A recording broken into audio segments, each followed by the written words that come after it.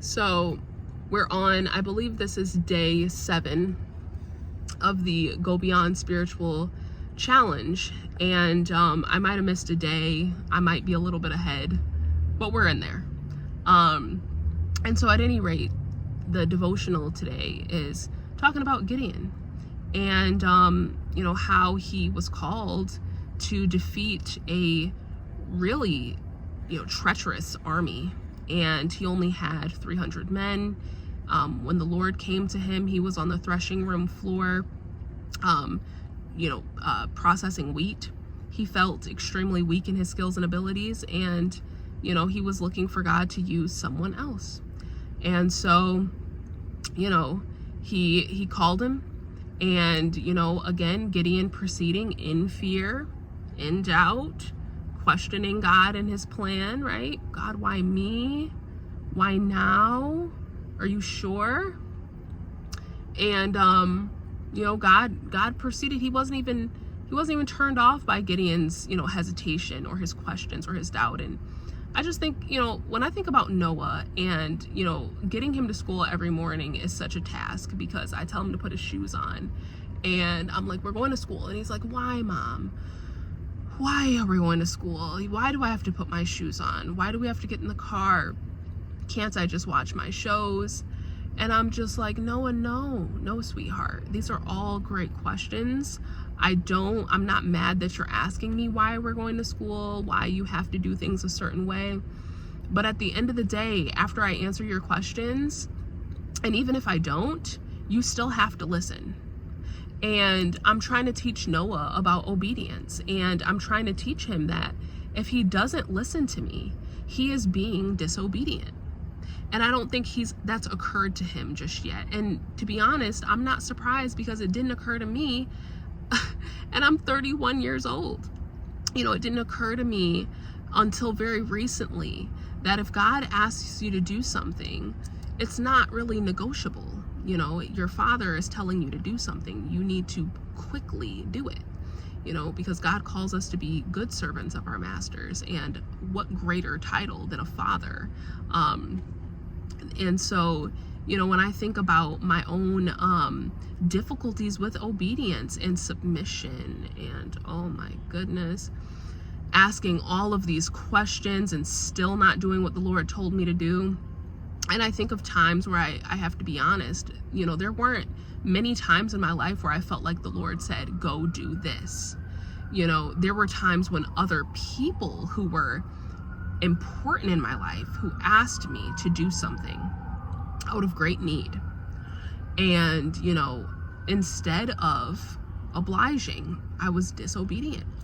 And I drew very fine boundary lines with people. And, again, I'm not mad at myself for doing that, because if I ask a particular question and I'm not getting an answer, or a straight answer that I understand, in my human carnal mind, it feels very logical to turn down these, requests, because I recognize that not everything is my purpose. Not everything is my responsibility. Not everything, involves my involvement.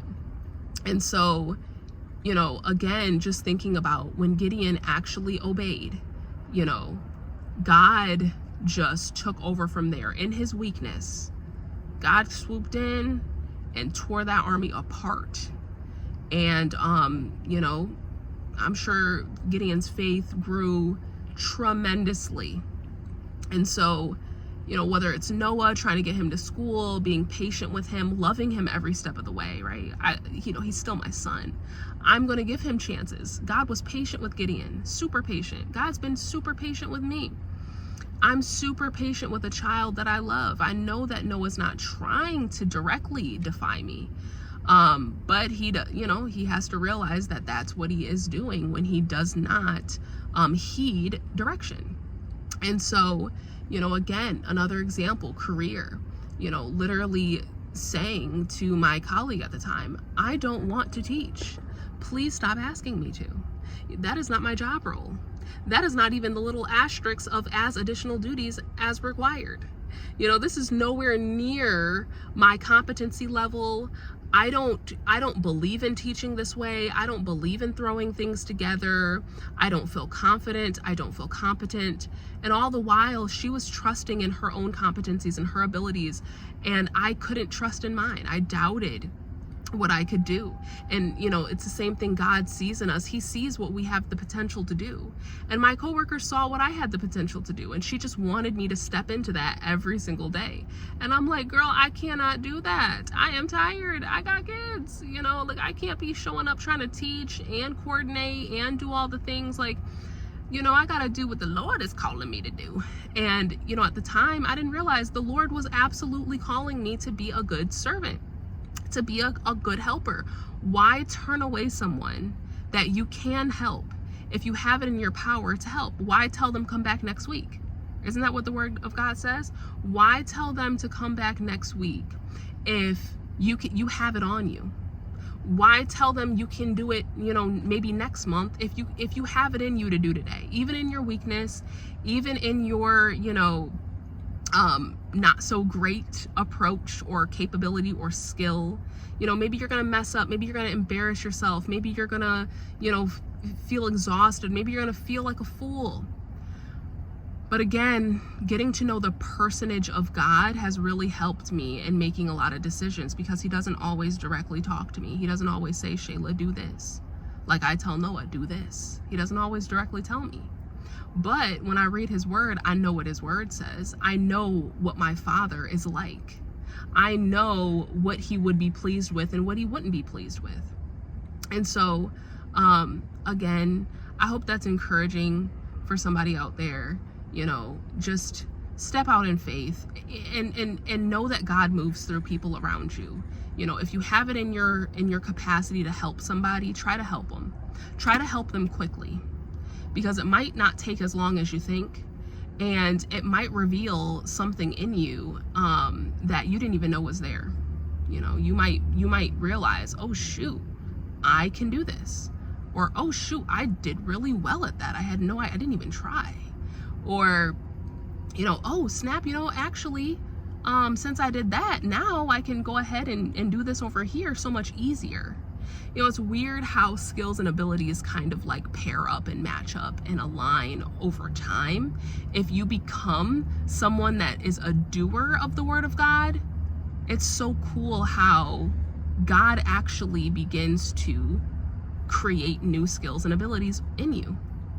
And he takes your current skills and abilities and he just does a whole new thing.